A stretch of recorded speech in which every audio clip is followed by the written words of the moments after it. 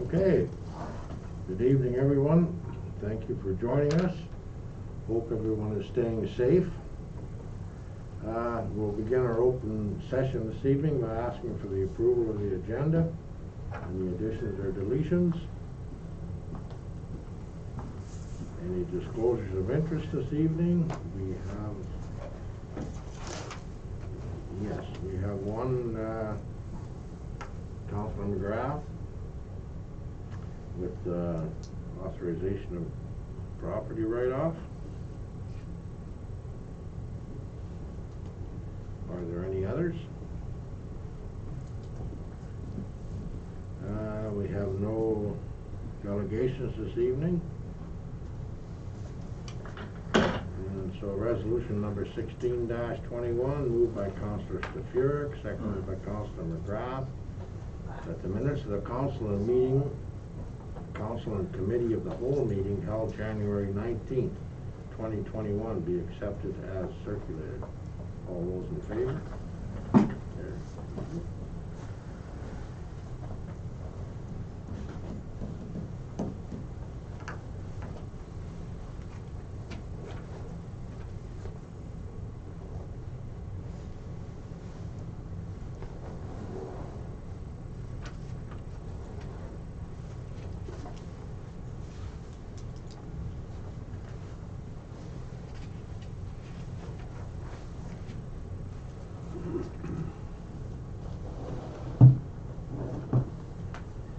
Resolution number 17-21, moved by Councilor Mullins, seconded by Councilor Morrow, that council authorize the write-off of property taxes in the amount of $14,298.85 for the following accounts.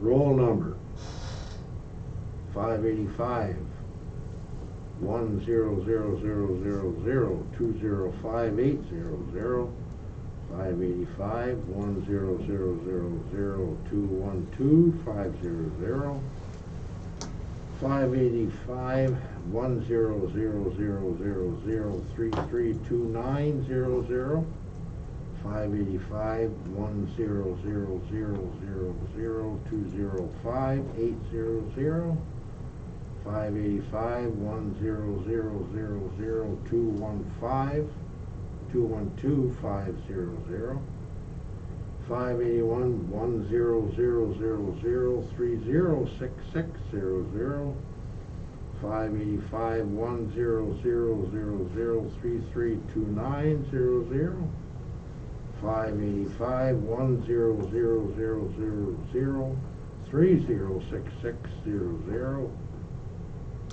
585 10000213300, 585 10000032850, 585 10000328600, 585 100000334 100, 585 100000334 104, 585 100000334 000, 585 10000205800,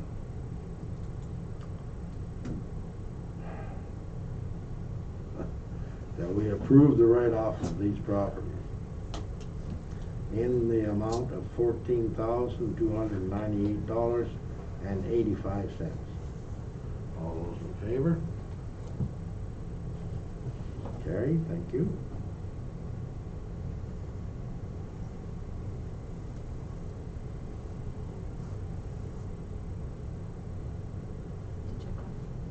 Pecuniary interest in first Oh, clue. yes, yeah.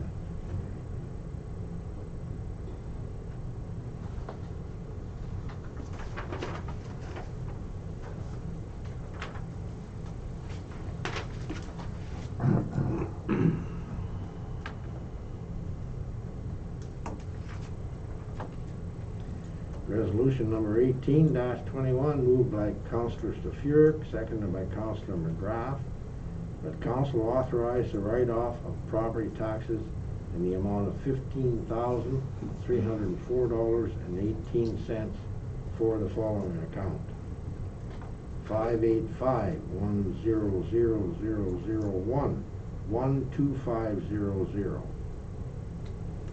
All those in favor? Carried, thank you.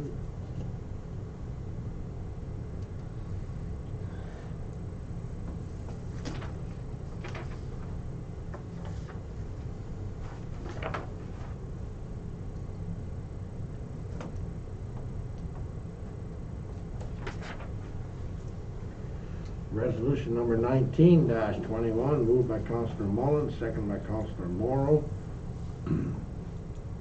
that council extend the current contract with Ultramar for the supply of furnace oil and dyed diesel fuel to December 31, 2021 at a price of 4.0 cents per liter above the rack price plus applicable taxes. All those in favor? Carried, thank you.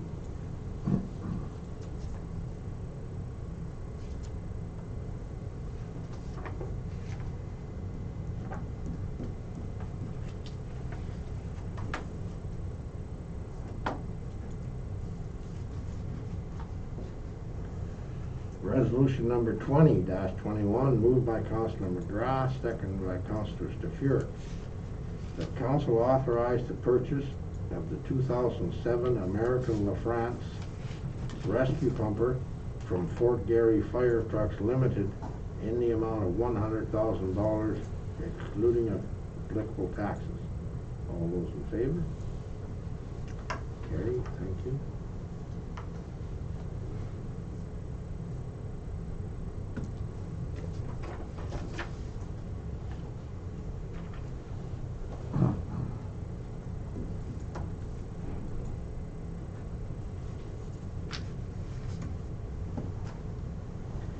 Resolution number 21-21, moved by Councillor Morrow, seconded by Councillor Mullins, that council approve the expenditure request and approval to proceed from the Ontario Clean Water Agency for the Schreiber Water Treatment Plant flow meter project in the amount of $79,276.77, including applicable taxes. All those in favor? Carried, thank you.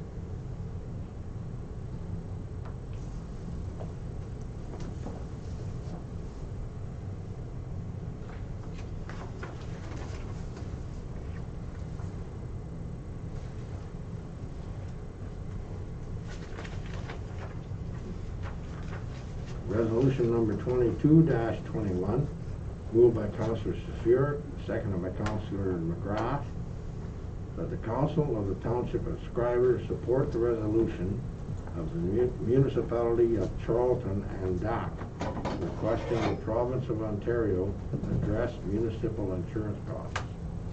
All those in favor? Carried, thank you.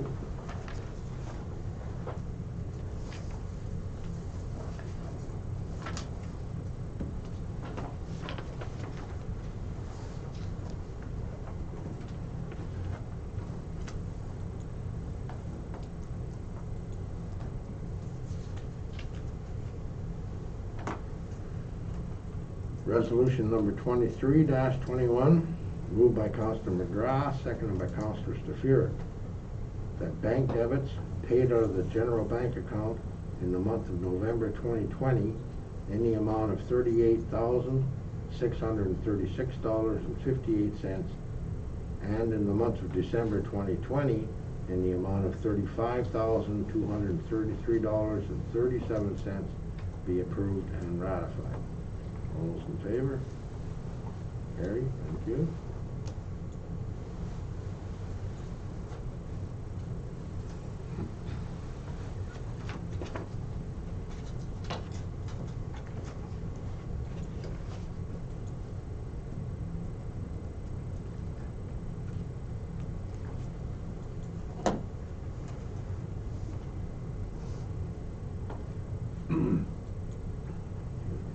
Resolution number 24-21, moved by Councillor Morrow, seconded by Councillor Mullins.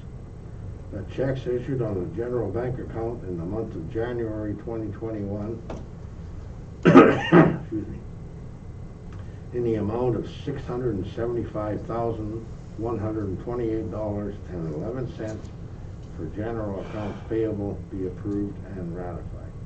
All those in favor? Carried. Thank you.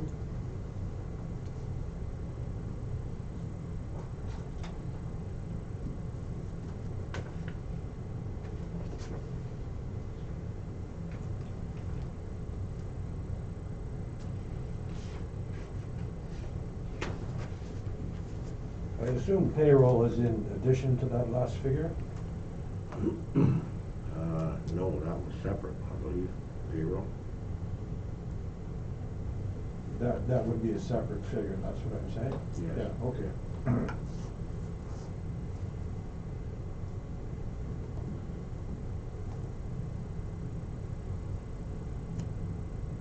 Yeah, this is the next one. Resolution number 25-21, moved by Councillor Staffier, seconded by Councillor McGrath, that bank debits issued on the general bank account in the month of January 2021 in the amount of $49,266.71 for payroll be approved and ratified. All those in favor? Carried. Thank you.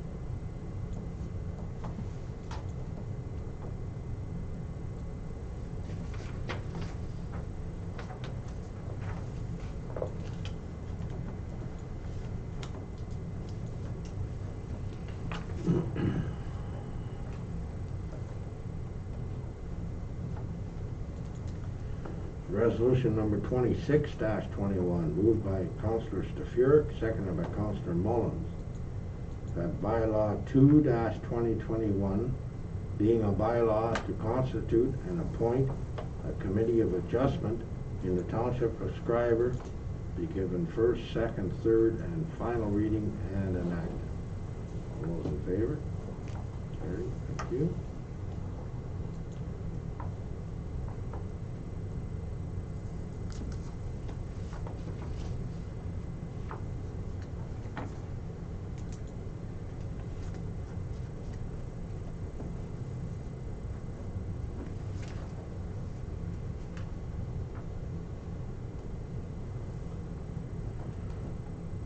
Resolution number 27-21, moved by Councillor McGrath, seconded by Councillor Staffier, that bylaw 3-2021, being a bylaw to amend bylaw 4-2019, the execution of a tax arrears extension agreement pursuant to section 378 of the Municipal Act 2001, be given first, second, third, and final reading and enacted. All those in favor? Thank you. Carried.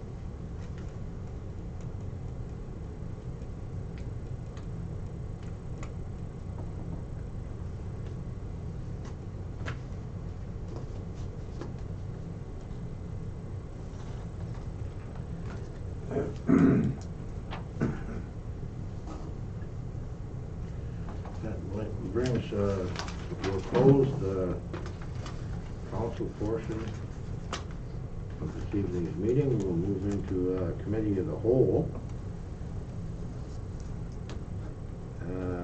Department reports and committee reports.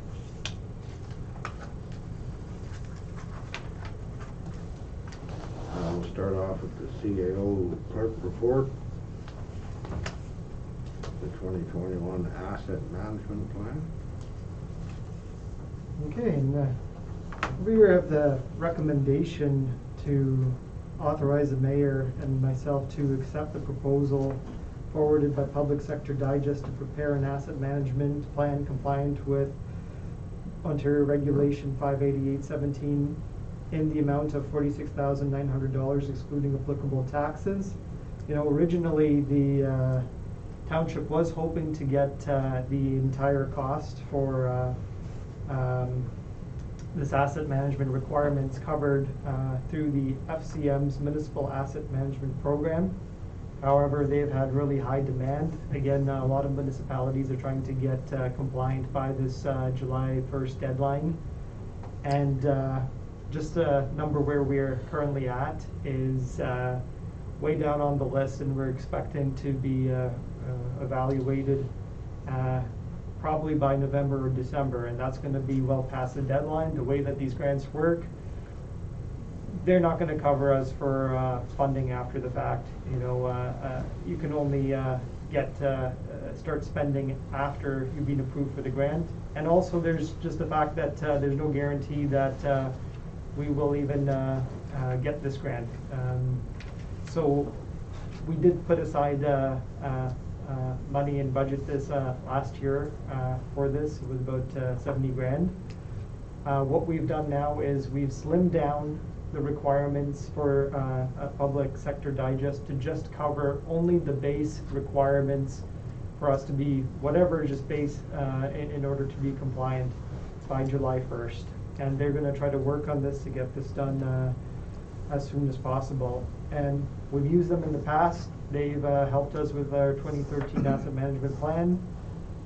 They provide software that we use citywide, and that's why it just makes a lot of sense to source this to Public Sector Digest rather than any other party. Will that FCM grant cover these other two stages?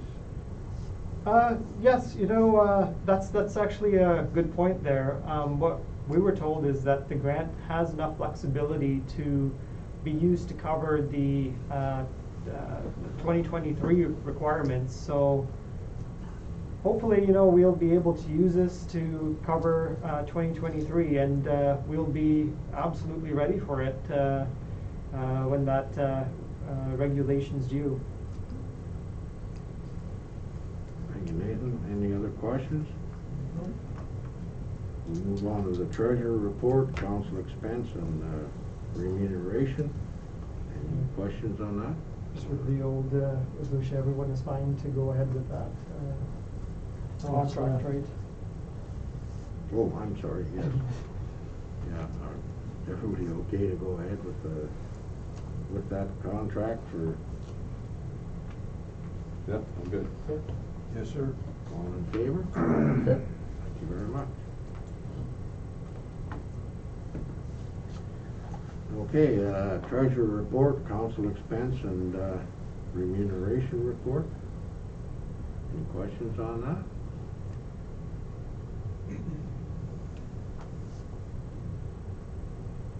Pretty much an annual update that the treasurer gives us. So next is the 2021 allowance for doubtful accounts. Any questions on that?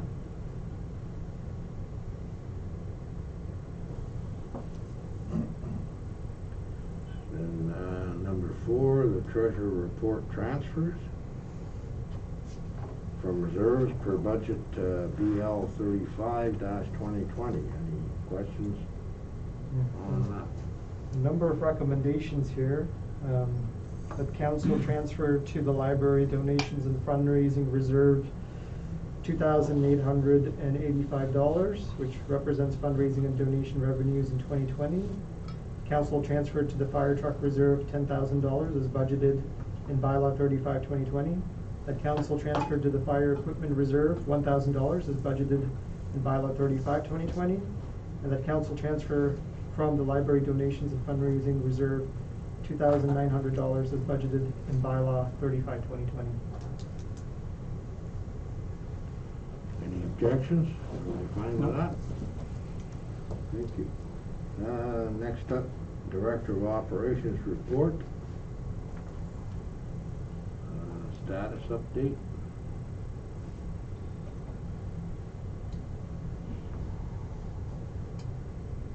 Any questions for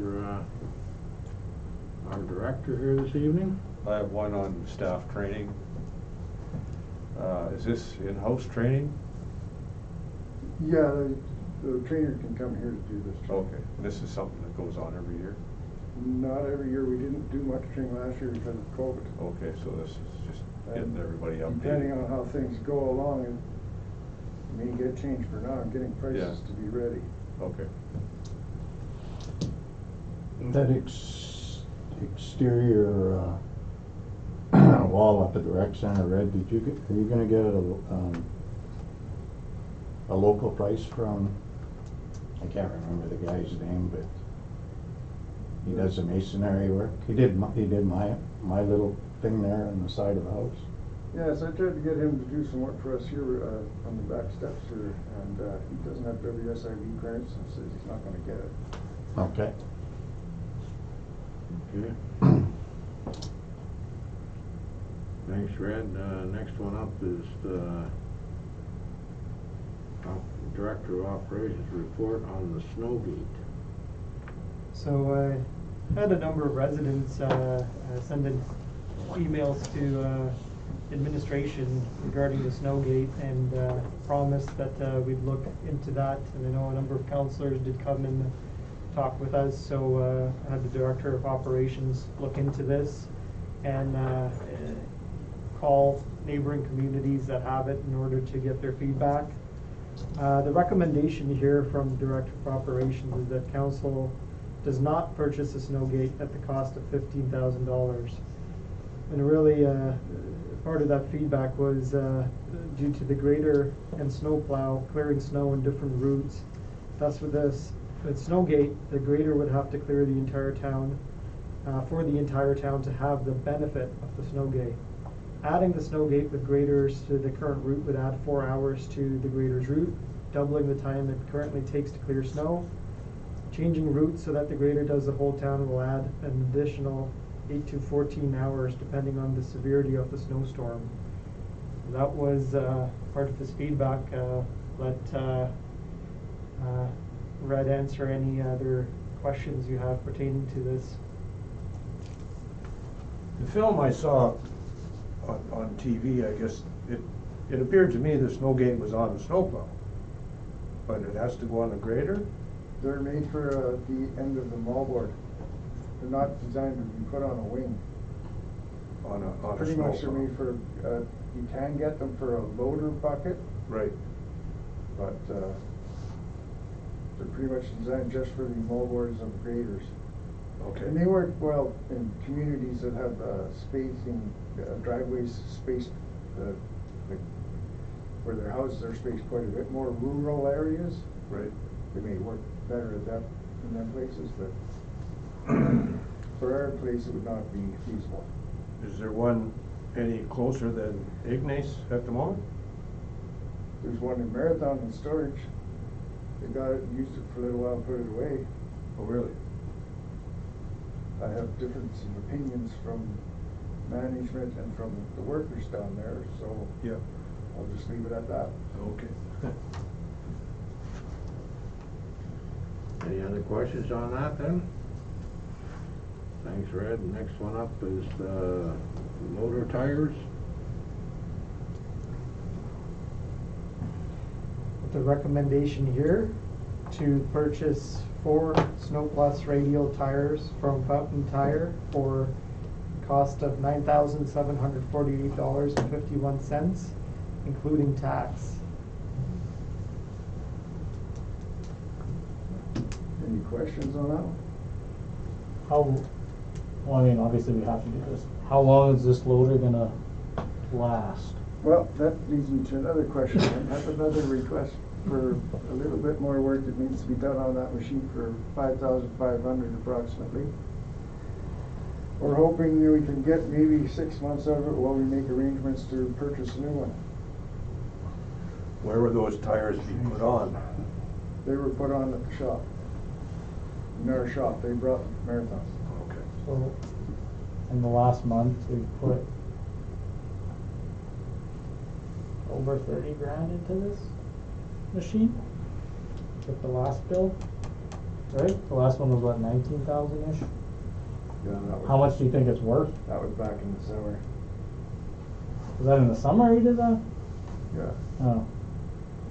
That's still It's, good.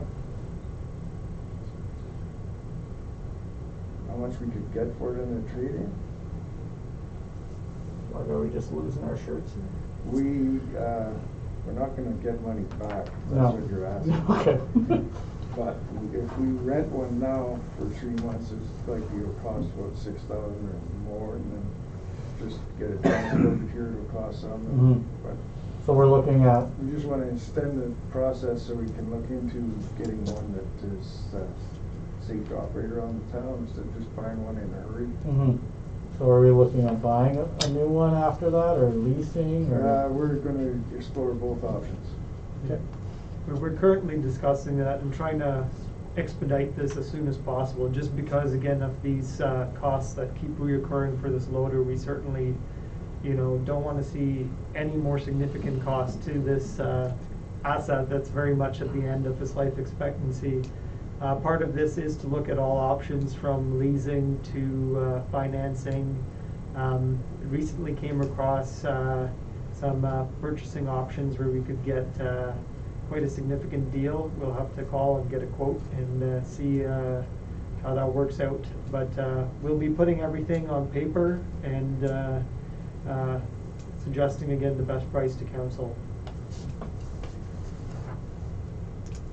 Yeah, we certainly have spent a lot of money in the last 6 months, and it's getting to the point where we have to make a move on something, because, Yeah. okay, any other questions on that? All right, next up is the ice plant compressor motor.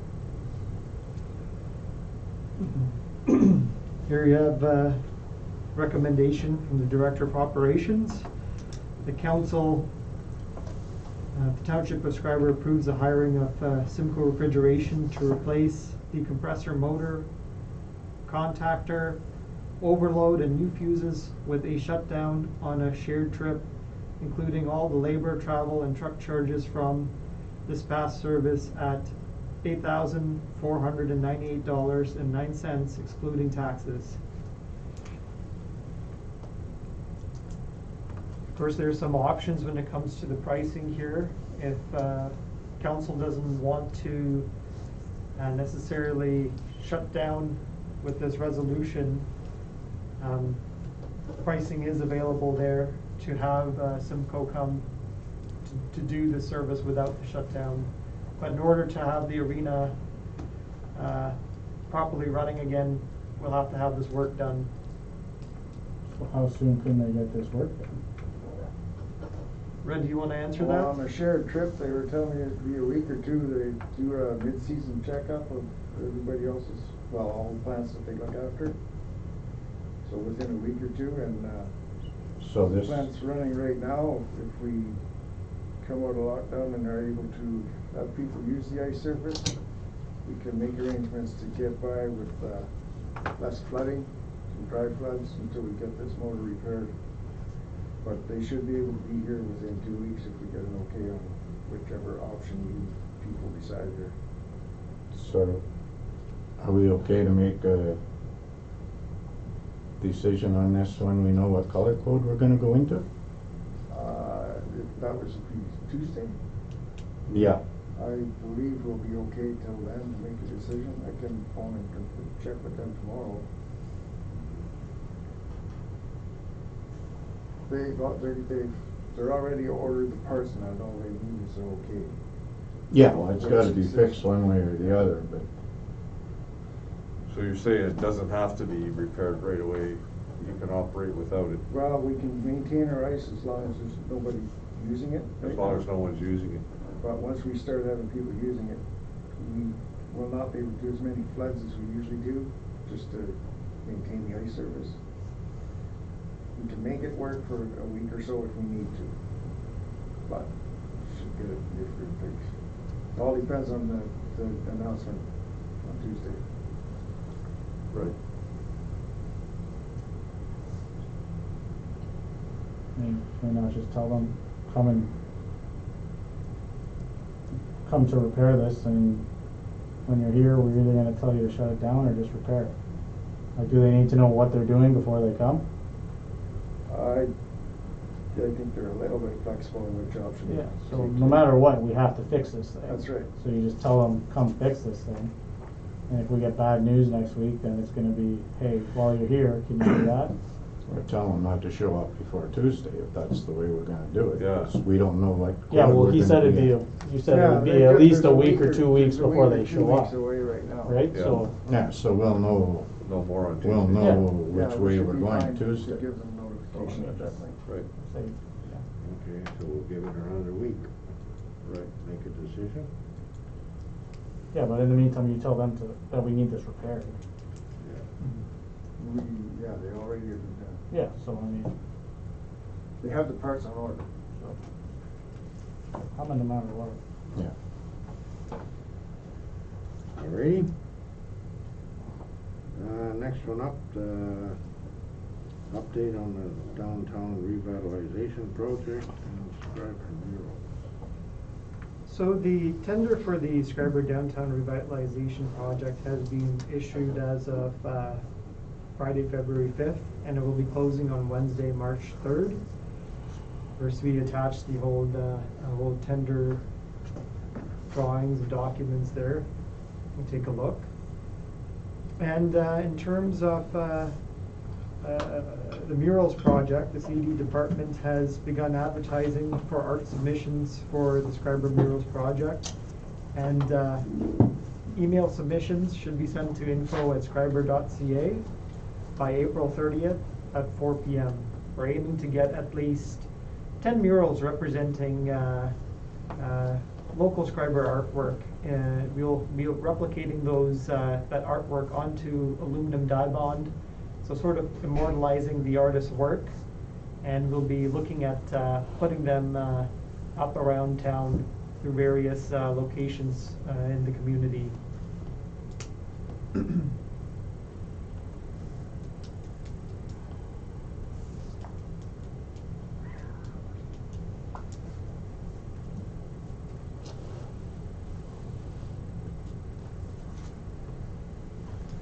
It's, you said local? Yes, in terms of what do you say, submissions, we're not gonna be, what do you say, rejecting anything right away.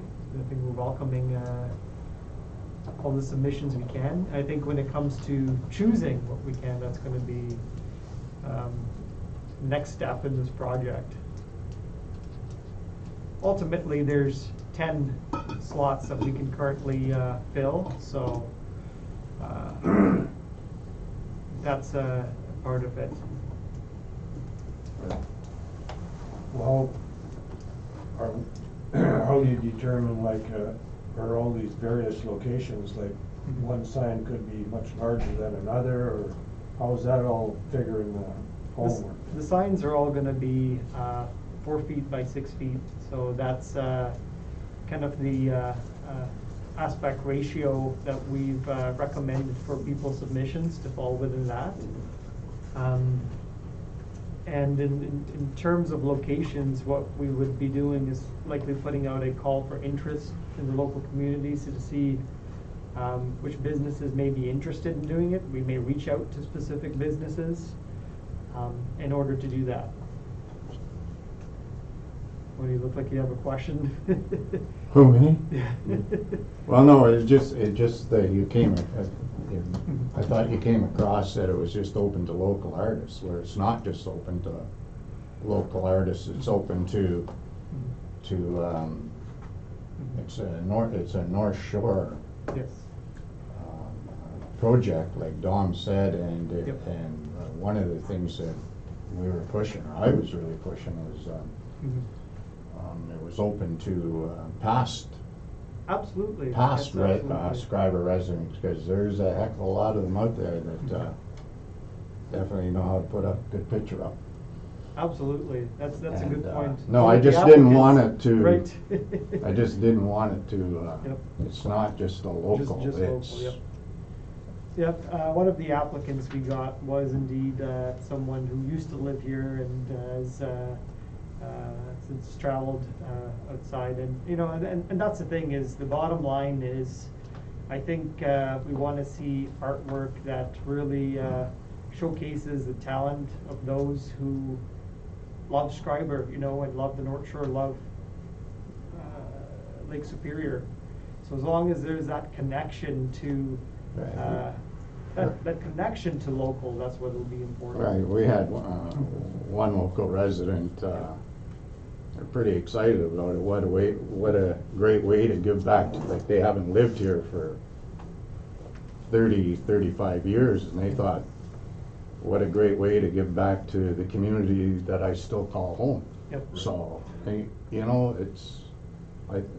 and Dom's not, I don't think we're gonna quit it. I don't think he'll quit at that too. I think it's gonna be a North Shore project, Yep. Yep. so. Very good. Anything else on that? Well, looks good. You bet. Next up is the bylaw enforcement report. So this was just a quick fix we need, and the recommendation here is for council to repeal and replace the feeding of wildlife bylaw 37/2020 with the corrected version attached. The situation was just with the line there. Whenever we approve any sort of bylaw which has penalties and fees associated with it, we need it to be approved by the local courts, and they provide their feedback. In this case, they had an issue with the original section 4.2 under penalties, which said any person convicted of an offense created by this bylaw is subject to the penalties prescribed by the Provincial Offences Act. They just want that amended to the wording you see in the report. Once we do that, we just discussed it would be far cleaner to have a clean report that doesn't have any bylaw, doesn't have any amendments. So that's why we wanted to repeal the old one and put forward the new one here. Sounds good. Yeah. Yeah, clean it up. Everybody fine with that? Next up, Schreiber Public Library Board meeting minutes. Any questions on that?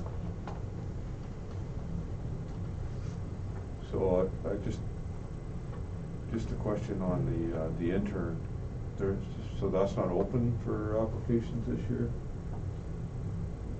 Just reading the minutes, a grant for NOHFC intern is not open for applications. Donna, do you want to answer that? It's, at this time, it's not available, but it will be in the near future. Like in the future in 2021? Or? Yes, it's, Okay, because I see it later on. Okay. I imagine that after the March 31st, they'll be renewing all of that. They're Okay. examining it right now. Thanks, Donna. Fire Department activity report. Any questions for the chief? I have one on your wilderness call out. Oh, yeah. I didn't see what the details were. Is that something you can share? Or? Yeah, it's a pretty simple one as far as Okay. trips on the Skidoo goes. It was to rescue a Bell radio technician up the Tower Road who managed to get himself stuck up there really in a bad spot, and we went up there to get him and his gear out. Okay. Was he in a vehicle, John? No, he was using a quad runner with tracks on it, Oh. and it became buried. So, So they're not as good as they say they are. no. He was all right though, everything was fine? He was all right though, just a little cold from trying to dig himself out.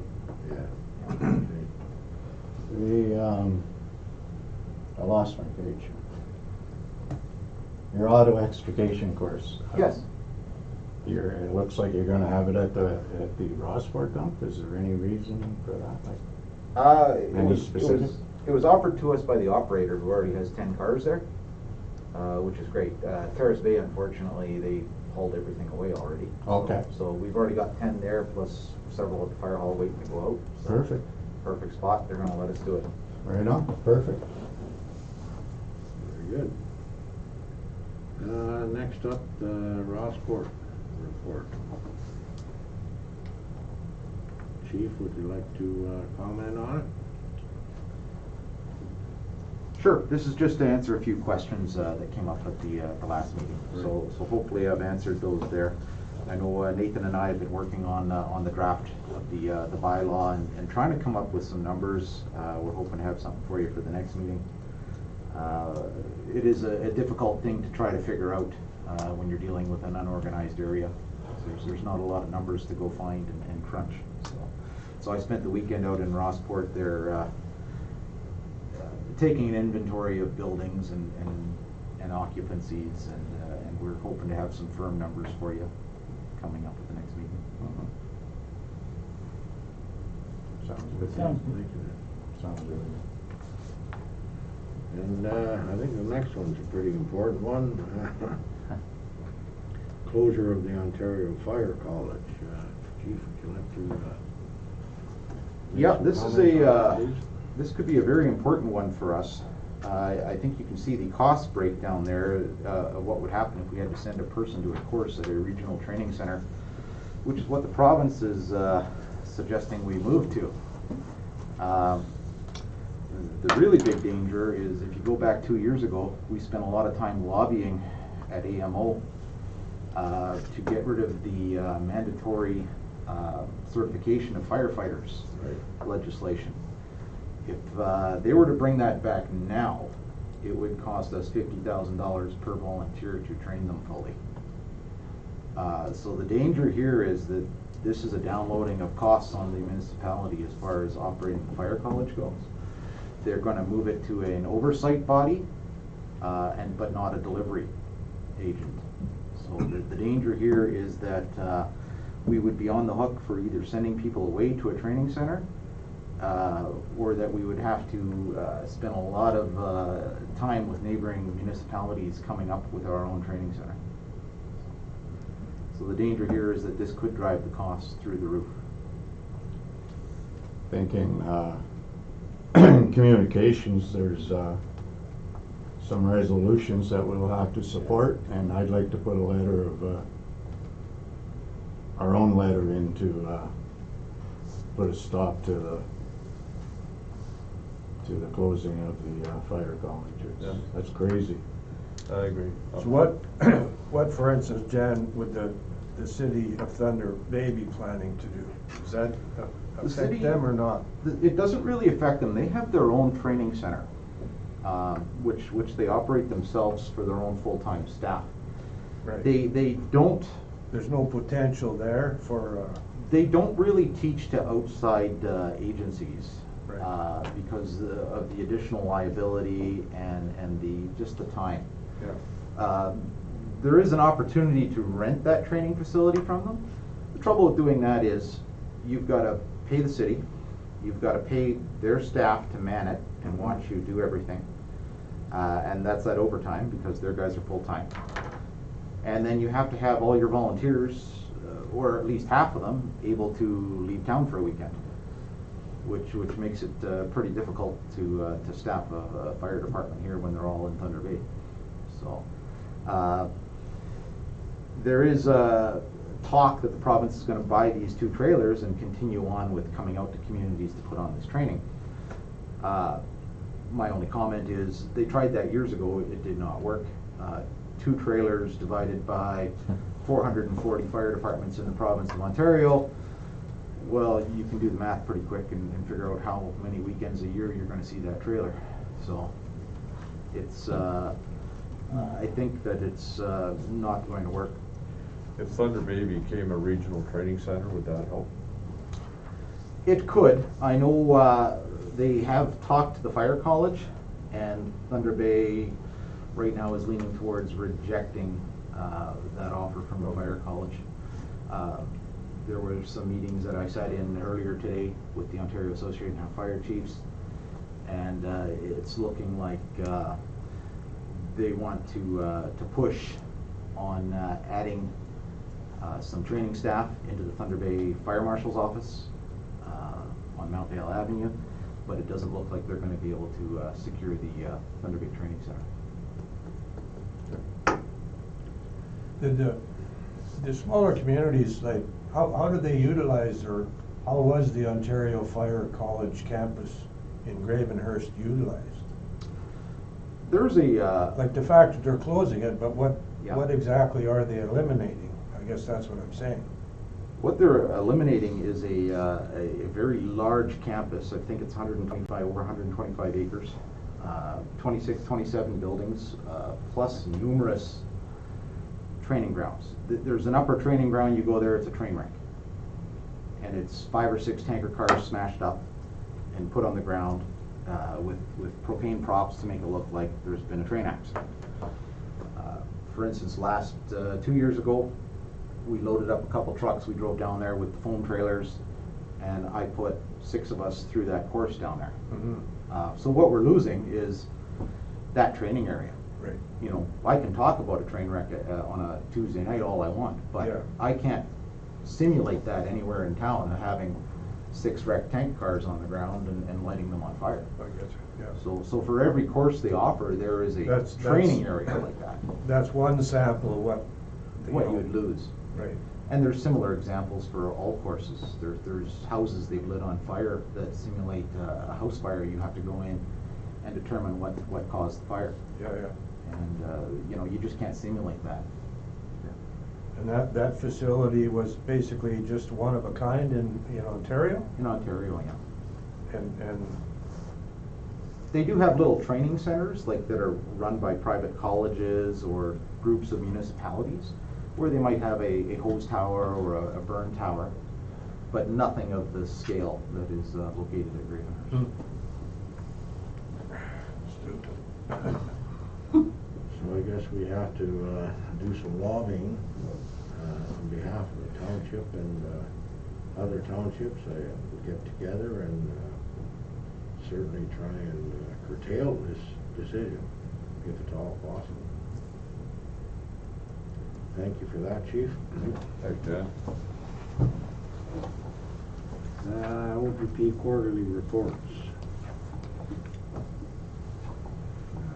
First, second, third, and fourth. Any questions on those?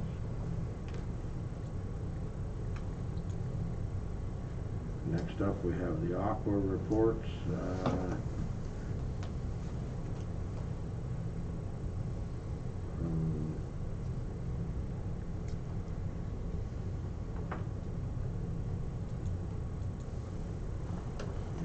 Wastewater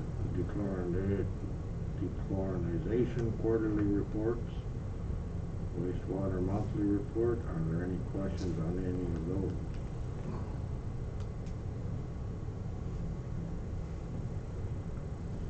All right, and question period. Are there any questions?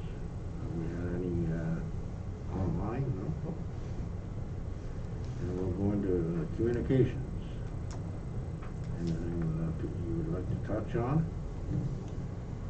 Number 4, North Shore Harvest covered. Thank you, Card.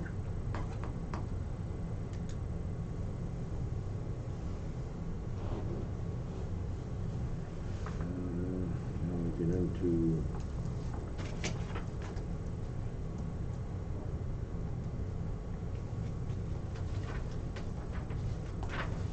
So you talked about lobbying against the closure. the Yes. closure, so there's a couple of Yeah. requests for a resolution for support. Now, how do we support them and One of our own. and do one of our own? For instance, Terrace Bay recently had sent the support for the Township of Augusta. So they used theirs, and reiterated that in the resolution using the same, whereas Okay. clauses and everything. But pretty much use that as their template. Good. We could similarly do the same if everyone is fine with Augusta. Yeah. Yeah, that's I'm fine. sure we, yes. Where is Augusta? Number 14. Good Oh, question. where? Oh, you meant on the list. Georgia. Yeah, that's what I was gonna say. I don't know. He's a golfer, he would know. It is in Simcoe That's the County. Masters, isn't it? Simcoe County?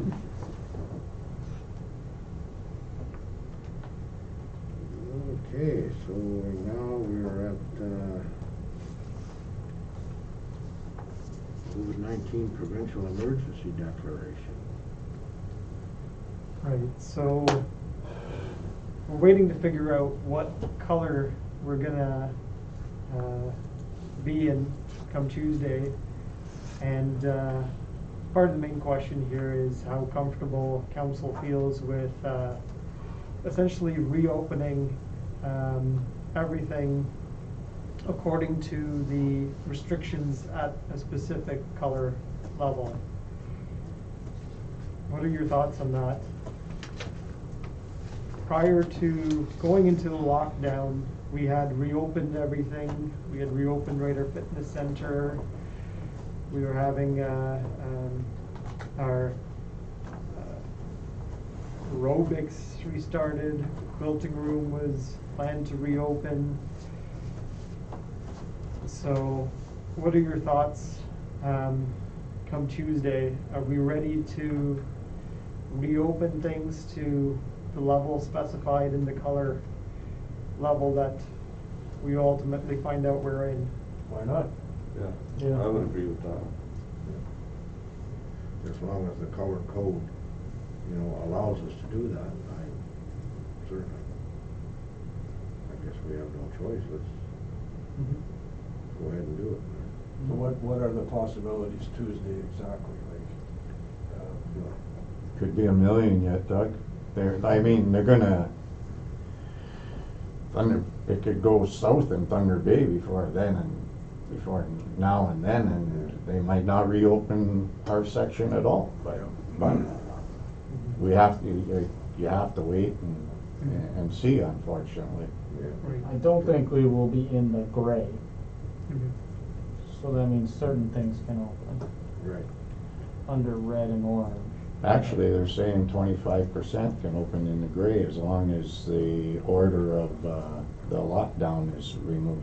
And that's supposed to be removed next Tuesday. But when you Well, say that's what- 25%, you're not saying, well, we can Well- open this up, No we can capacity. open that up. Well, there's gonna or be a- 25% of whatever we want, They're- like, No, 25% of Capacity. limit. capacity or whatever. well, that's what you're talking about. Okay, Yeah. capacity, that's different.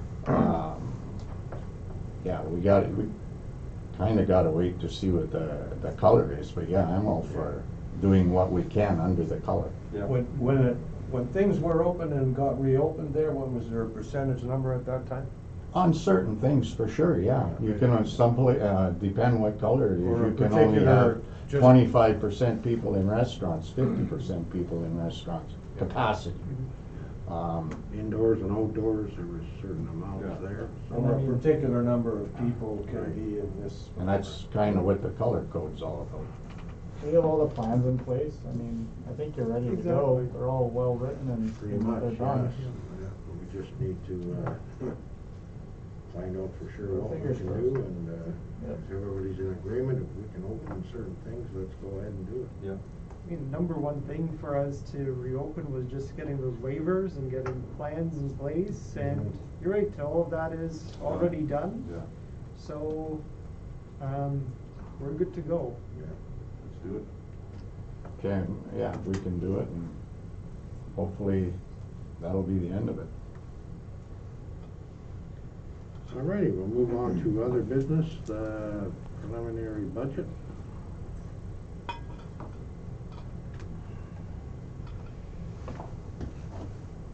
First one is the library. So that was my question on the intern, Donna, was because you had it in here. Yes. But you're saying that, It's delayed, the application process is being delayed right now. You just wanted to show Yes, council this? yes, and, Anything else, or? no, I'll go into, I'll just. Perfect. All Let me right. know when you're done, and I'll get this stream back. Right, okay, great, thanks. And Donna, I would ask if you could try and keep it to 10 minutes, please. Yes, I just have just a 3-minute video I wanted to Okay, share. fine, thank you very much. So, anyways, good evening, Mayor Hamilton and councillors. Thank you for the opportunity for me to discuss the library budget this year. It's been a challenging year for everyone, but despite the challenges, there are always new opportunities, and the library board and staff are constantly exploring ways to provide services and programs to meet the needs of the community. And this year is no exception, because the library is also celebrating its 130th anniversary. So I would like to show you just a quick 3-minute video of the library, which is posted on the National Com Media portal, and this video was produced by Kim Krause, who's the journalist for the LJ project, or Local Journalist Initiative project, and is employed with the Schreiber Media Center. So the library is in partnership with Cactus, or the Canadian Association of Television Users to explore the development of media literacy through the creation and distribution of stories which have civic and community interest. So as a result of this pilot project, a new Schreiber Media Center became incorporated and now receives funding through Cactus for the journalists. And we also created the media studio in the library to help produce stories such as community connections, and it will eventually help to train volunteers. So Kim has produced over 30 stories on a wide variety of topics. There's podcasts, and stories are now being published in the Terrace-based Schreiber News, and it's anticipated that Canada will continue to fund these projects across the country. And recently there was a meeting with the Honourable Patty Haidu to discuss the project and the importance of community television, libraries, museums, in the recording and archiving of local community issues and events. At the moment, the Canadian Broadcasting Act is presently under review. So this is the portal, and there's stations all across the country, and go into Ontario, and Schreiber. I'm not sure if any of you have seen this. And these are some of the stories that have been presented. And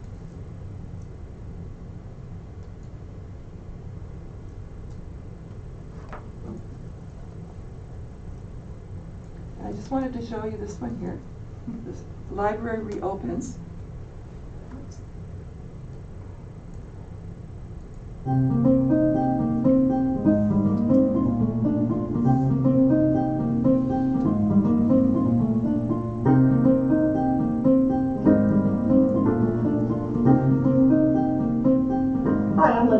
I'm the assistant librarian at the Schreiber Public Library.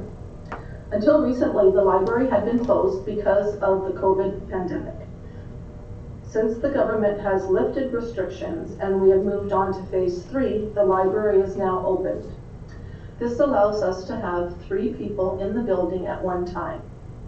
When you enter the building, make sure that you're wearing a mask and that you use the hand sanitizer that's located at the door. If you do not have a mask, we have some masks that are available for purchase. Unfortunately, at this time, public washrooms are not available. Computer use is still available, but you will need to call to make an appointment. The public computers have been wiped down after each use with disinfectant, the keyboards, the mouse, and the chairs. If you're interested in a book that we do not have in the library, we are able to order it through interlibrary loans. Interlibrary loans is a service where we provide books to other libraries and they provide books to us. If you're looking for a specific book, just let us know and we'll try and order it in for you. Another service we offer is faxing and printing. If you have something that you need printed, just email it to the library and we'll have it ready for you. You can feel safe when you take a book out because the books have been disinfected. Any books that are returned are put into the book drop-off, and it's left in the bag for at least 72 hours. And then when they're taken out of the bag, they are wiped down with a disinfectant. When you're looking on the shelves for a book and you pick one that you decided that you don't want, we ask that you put it into a blue bin and we will disinfect them and put them back on the shelf. We have a children's area in the back. At this time, we are going to accept bookings of a family once a week. And this way we'll be able to disinfect the toys and the books so that another family can come in the following week. Children are not allowed to come in and game on the computers. Hopefully in the future that will change. The library is open Tuesday through Friday from 1 till 5. At this time, there is no night or weekend hours. Quite a few programs at the library have been canceled until further notice. Some programs have been modified and are now going to be done digitally. The Facebook page is called Schreiber Public Library, and we post photographs, upcoming events that we're able to host, quizzes, and just some fun facts. Due to the pandemic, we are not able to take book donations at this time. The Schreiber Public Library tries to partner with as many community organizations as we can. Unfortunately, due to this pandemic, many things have been canceled, like Heritage Day, the Quilt Show, and many other things. We were very happy to help the Senior Center and their Helping Hands hampers.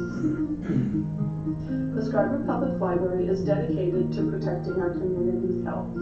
We have installed plexiglass partitions and other safety measures. We look forward to seeing you back at the library again soon.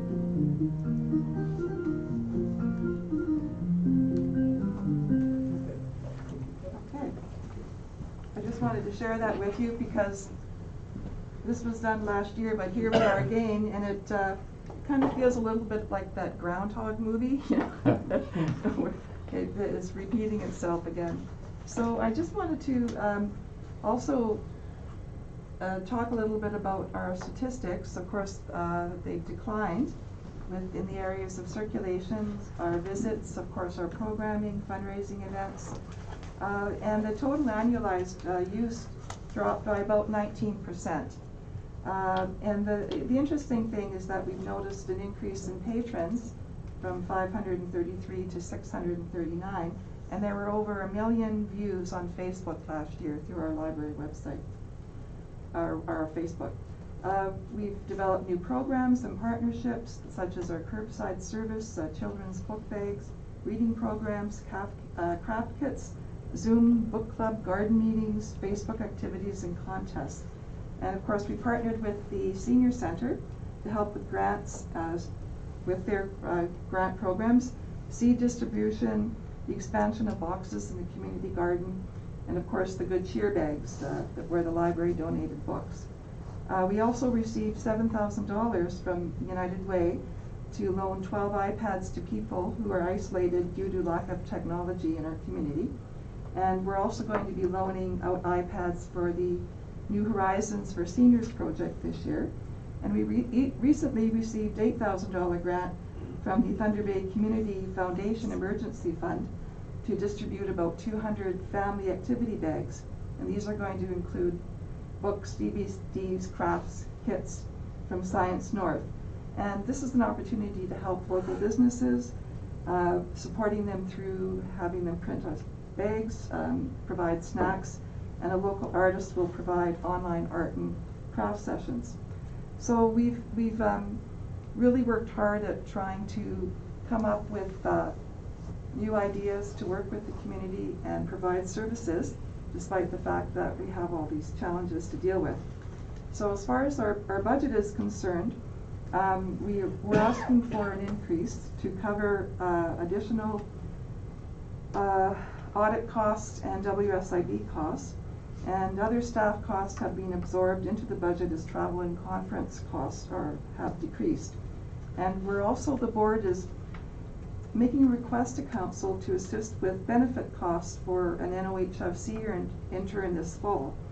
And this would be about a 2.5% increase over 2 years, which would cost about $5,000. And the library will subsidize the remaining 50% of the benefits through a reserve fund.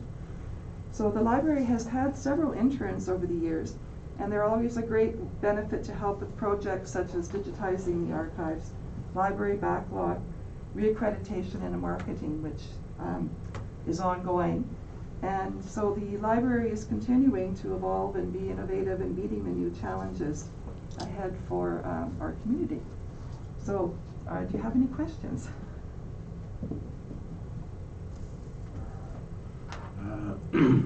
Not any questions, Donna, but just a couple of comments. You certainly do a wonderful job for the community.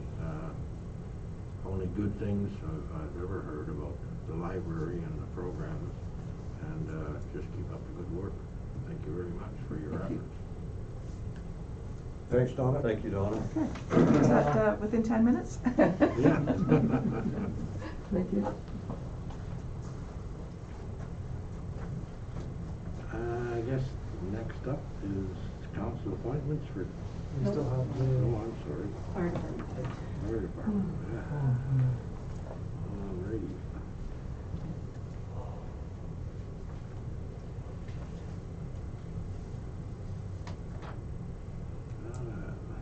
Any questions for Chad? Anything you wanna touch on?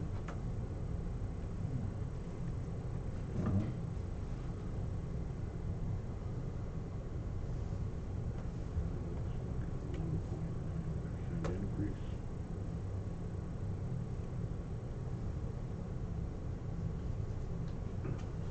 And capital budget. Any questions on that?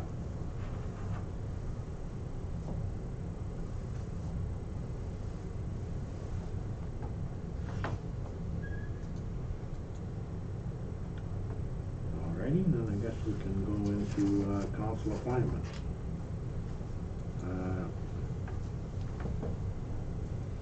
Does anyone, would anyone like to change or have any input on what you might like to do? Or is everything fine the way it is?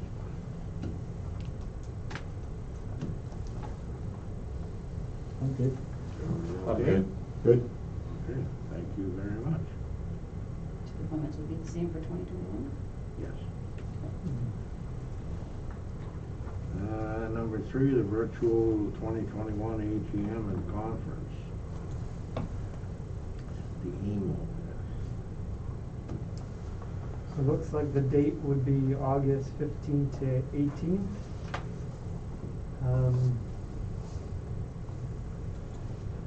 I mean, we recently did the Roma one and the virtual conference, and I think it worked out pretty well. It made it certainly quite easy to use. We had a bit of a hiccup when doing the delegations, but Yeah. important part. Important part. We kinda got pushed about 4 hours back. But, yeah, all in all, it was pretty good. They had some very interesting topics, and I was kinda impressed with the way they did it, so. They took that, from AMO last year, so if they continue on this year, it should be a pretty good conference. But the other part of that is, I mean, I was able to go in after the fact. Yes, And and at my own leisure or 30 days. anybody on Everything's council. recorded, so if you couldn't get there at that time, you can go in and look at it later. Yeah, and I was viewing some of the stuff over the weekend, and it's pretty interesting. Some interesting stuff that we'll probably be talking about at some point. Yeah, for sure. So the delegations did get, we did We complete the finally got delegation. through, yeah, they had what they called rooms. And there was a room for the minister and a room for the parliamentary assistant. And we went into the room for the minister, and we were in the wrong room. Virtually, right? So, I mean, there was a lot of their missteps, or whatever you want to call it. Yeah. So they said, we can get you in, but are you available, you know, like 3 hours later? I said, yeah, certainly. So just make sure you put us in the right room. Yeah. It's a learning process, for sure. It's pretty Yeah. interesting, think we'd have to, think about, delegate package again, for just, again, for just two people. Yeah. Yeah. For Nathan and, or whatever. I mean, we got till the end of April for the early bird. Yep. Yeah. So, Sure. what's everybody think on that? We still gotta plead our case for this sewer thing, so. Yes. Till we get some other news. Yeah, oh no, for sure. Yeah, we're still banging the door on Yeah, that. pretty much. I think it's worth it.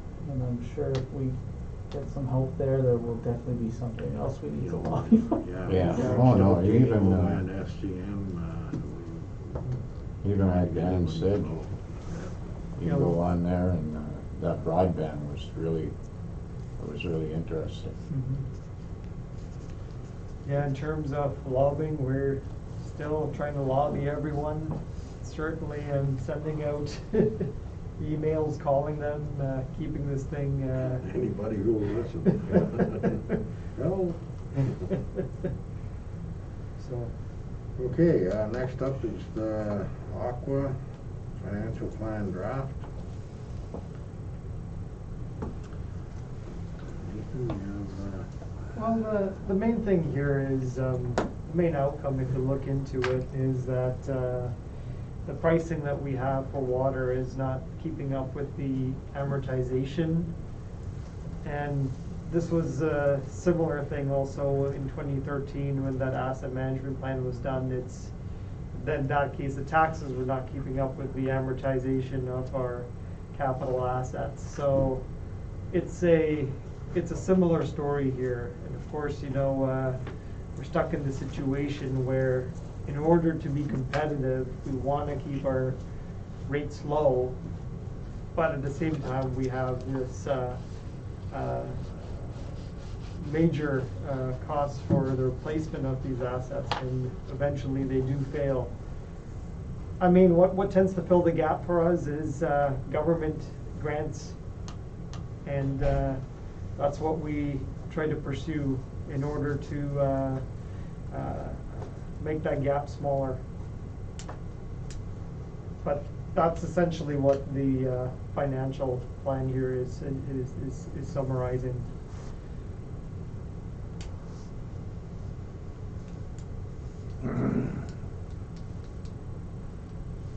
Yeah, so try to figure out the best approach. You know, like year to year, year over year, or, I mean, do you want high rates and have everything perfect, or? What are you talking about, high water rates? Yeah. Well, we don't want that. No, well, that's what I'm saying. I mean, in order to keep up, I mean, where does the money come from? It's either pursue the grants or you jack up your rates, so. Well, I don't know how often we gotta look at this, like, if the water rates just went up, now we're talking, like, do we think we have to do it again? Well, I don't think, I don't know. I don't think that we do, but. Like, I mean, it depends on a lot of things, like how efficient is this or whatever, but if they keep throwing, Aqua keeps coming up with new gadgets and they say it's mandatory and it has to be put in the system, I mean, holy smokes. Yeah, that is really the biggest challenge, is that dealing with water and wastewater, it's all of a sudden regulatory compliance. You need to get your infrastructure updated, and you know that's what leaves us you know, in a difficult position, especially with these wastewater upgrades. But in terms of the assets that we currently have, you know, we look at again the replacement cost to fix these assets, because again, nothing lasts forever. And what this is saying is just that the current pricing we're getting will never keep up with replacing those assets. What it means is if we were doing this sustainably, we would have to increase rates in order to put money into a reserve to eventually fund for the replacement of those wastewater assets. But it's a catch, you know, it's unrealistic to raise things But that. That high, I mean. Like having that, a backup plan Yeah. financially, like, doesn't necessarily have to come from water rates. It could come from something else that we've made more efficient, and we're not spending money on, like, I don't know. It's typically done, like the water and all is funded just through, again, users, and that's, just for practices out of fairness to, have the fairest way to fund it there. But, in terms of this plan was, again, created specifically for our drinking water license. Part of getting that license renewed, you Right. need to have this plan, so. That's why we have the plan today, and this was, again, just explaining it in case anyone had questions looking at it, you know, what conclusions the report ended up with, you know, that's the reasoning for those conclusions. We're in a tough spot, and as a small town, you want to stay competitive for businesses and residents to move in, those things where you can leave it uncompliant or in disorder and, you know, wait. That's why we're in situations where something's broken, right away we have to fix it. It's a compliance issue. Yeah, when the government went to that system where the water and sewer is standalone, they gotta pay for itself and everything. That's pretty hard on a township, and then when the government then says you shall, Yep. what happened down at the sewer plant, and there's no programs out there, but you shall. Yep. And it's $1.5 million, like Yep. it's, they gotta play ball too. That's why there's a water tower now. Right, like we brought this to the provincial and federal government, right, and sometimes the responses are, right, you can take loans, you can take OCIF funding. The main thing that we keep bringing back, though, is we understand that and we pursue that funding for stuff that we've taken on. You know, we built the water tower, so it's something that we put into our scope. But the moment it's regulation that says that you suddenly need a UV disinfection system, that's something we didn't anticipate, you know, and So why should we have to take out a loan for it, right? And this is what the battle is, and we continue to talk to provincial and federal, because you told us we have to do it. Oh, okay, so how do we come up with $1.5 million? Yep. That's crazy. We're fighting a good fight. We're continuing to lobby, and hopefully it's gonna turn out in our favor. Alrighty, next up is the site plan approval for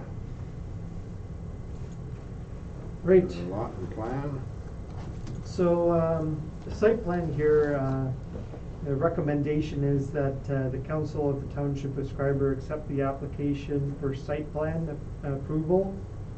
This is for Plan M55 Lot 21 and Plan M55S Part Lot 22, Parcel 5308, described as 215 and 216 Walker Lake Drive. And the request is that the municipal planner proceed with drafting the site plan agreement. So once a resolution has been forwarded, the planner will start working on registering a site plan agreement on title. Everybody in agreement with that? Any questions or? In terms of like all sorts of requirements with zoning and everything, the planner has looked into that, I've reviewed that myself, and we wouldn't bring it to table if there were any issues, so you can rest assured that we've vetted everything. Okay, sounds good. Okay, Yeah, no. everybody's in favor for that then? Thank you. Last up is the purchase of floral boutiques for Wilkes Terrace. It was a recommendation by a counselor that we do something for our long-term care patients down in the Oaks Terrace to celebrate Valentine's Day and let them know we're thinking of them. We've had a response from Terrace Bay as to splitting the costs.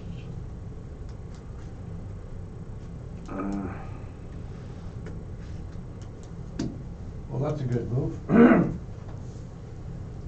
Yes.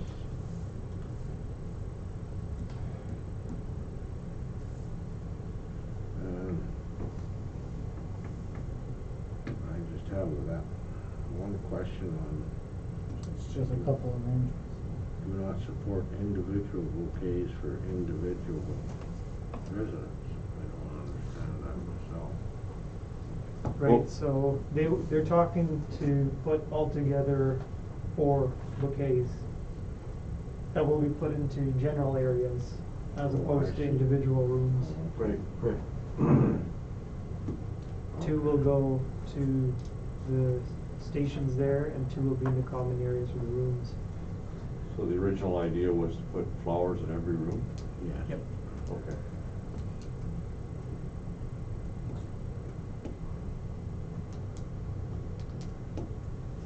What are your thoughts?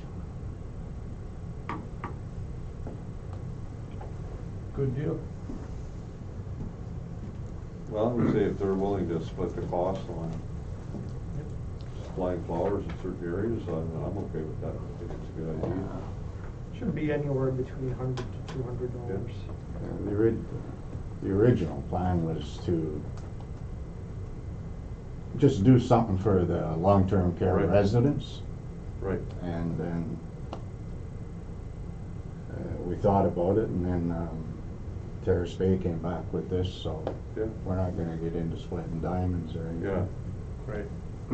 Everybody fine with that then? Yeah. How many long-term care residences? There's 22. Well, I shouldn't say that. There's 22 beds. Could we not still send them something on our dime? And split the cost of the other stuff if we wanted, or not? We'll just go with this plan.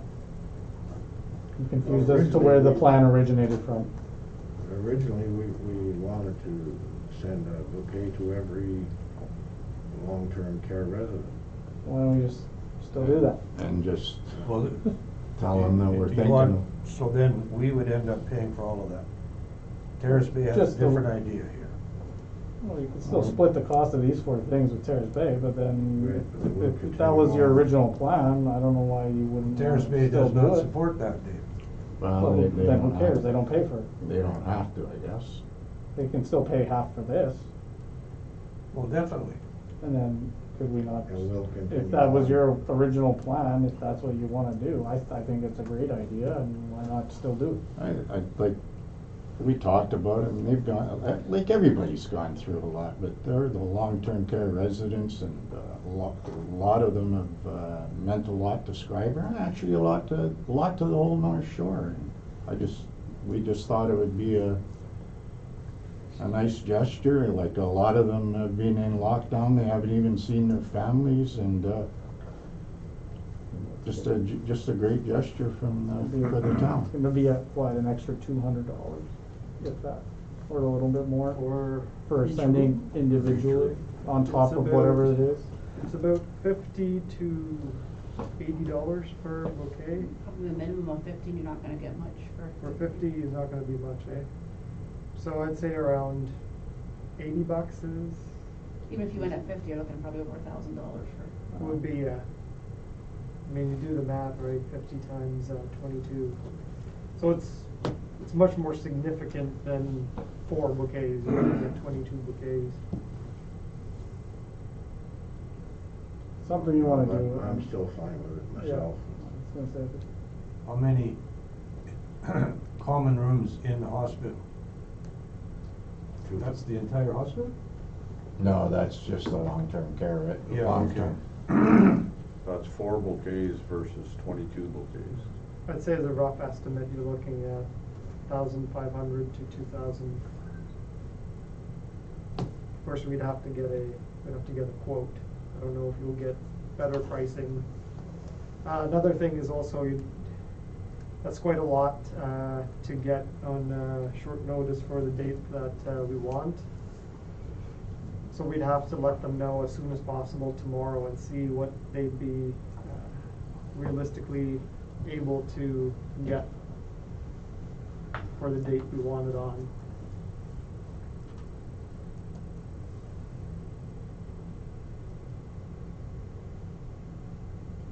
I'm good Still with. fine with it, you know, Can we not send them all a card? And do the flower thing too? Like the flower thing with Terrace Day, and send all the residents a card from the Township of Schreiber, we're thinking of you, that kind of thing? Yeah. Just because you're right, I doubt the flower shop has enough flowers Yeah. at this time to even do that. But it's still something. Sure. okay, yeah. Good thought, Dave. If you want us all in here to sign it before you send it off, we can all come in here by the end of the week or whatever, Yeah. whatever you want. I'll, yeah. I Get can- somebody to fill out something nice on the card. Yeah. I think that's a I can nice even idea. deliver the cards if, I'm not gonna go through the mail, that won't work.